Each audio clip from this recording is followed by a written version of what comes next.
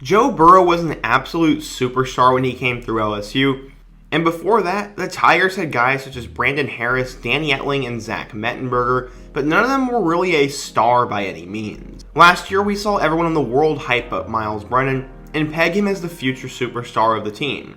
But after only 3 games, he was injured, and we didn't get to see what he could do over a full season. Max Johnson led them to a win over Florida, and TJ Finley showed flash in a few games as well, but add in the fact that they signed blue-chip recruit Garrett Nussmeier, and all of a sudden, the LSU quarterback room is pretty crowded, and there are a lot of options to choose from.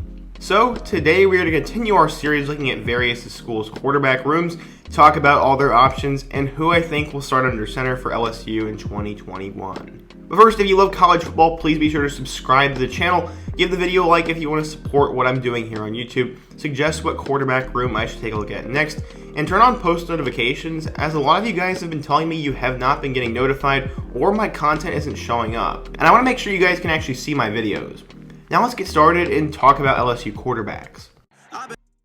There are 4 options in this quarterback room, and I think there are positives and negatives to each guy, and let's start with the player who has been in the program the longest, Myles Brennan.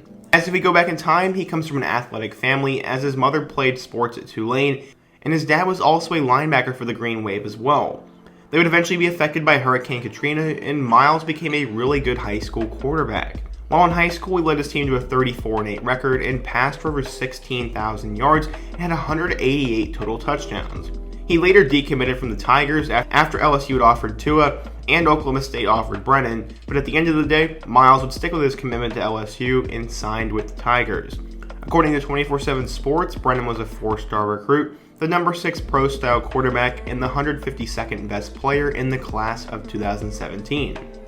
He would play as a freshman and be the backup to Danny Etling, and then redshirt in 2018, and then he'd be the backup to Burrow once again in 2019. He had a lot of praise going into the 2020 season, as he started the season pretty hot, as he passed for 1,112 yards, 11 touchdowns, and only 3 interceptions, but he would go down with a season-ending injury in their loss to Missouri.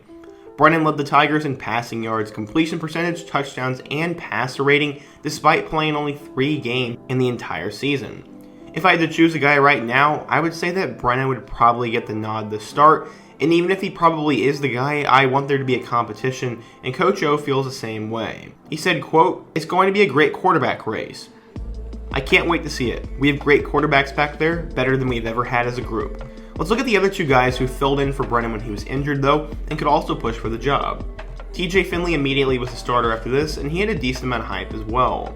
While he was in high school, he was seen as somewhat of a local legend, as he was the best quarterback in the state of Louisiana, tore it up on the field, and accounted for 72 total touchdowns in his football career. Despite that, he was not a 4-star recruit, and honestly wasn't that big of a name on the recruiting trail. He did commit to LSU though, and 24/7 Sports rated him as a 3-star recruit, the number 19 pro-style quarterback, and the 499th best player in the class of 2020.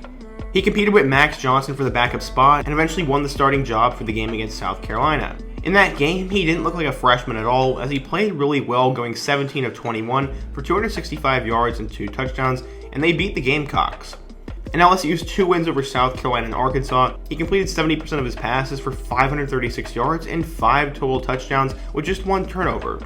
From there, he would struggle against both Alabama and Texas A&M though. He passed for a total of 941 yards, 5 touchdowns, and 5 picks, and I think he was a halfway decent player until he ran into some really good teams. He did lead them on a game-winning drive against Arkansas and showed a lot of poise for a true freshman and also a lot of flash, but he did not finish the season that strong, and his backup came in and got a chance. He was benched for Max Johnson, and the game that Max would start would go down in history. Max helped the Tigers beat Florida due to both his play and a shoe toss by Marco Wilson, as the Tigers upset the Gators in the Swamp, which eliminated Florida from the college football playoff. Let's first go back and talk about how Max got to this point. Max's uncle was actually a coach that you guys are probably familiar with. He coached at Miami and Georgia, and his name was Mark Richt. He's also the son of Super Bowl champion and former Florida State quarterback Brad Johnson. Obviously, football came pretty naturally to Max, and he was not a kid who craved the spotlight whatsoever, and apparently he hated recruiting. And I found a pretty interesting article that talked about a quote that he had. Max's dad said, quote, "I had an SEC coach call me when Max was a sophomore, and the coach said if Max will come down to camp, we'll give him an offer." His dad responded with, "Coach, he's not coming to your camp. If you really like him, you can come up here." He's not out chasing your offers. I found that pretty funny and just goes to show you what kind of family they are. He was a big-time name and could have been even bigger had he liked the recruiting process, but he would eventually choose to commit to LSU, despite having an offer from Mark Richt at Miami and his dad's alma mater at Florida State.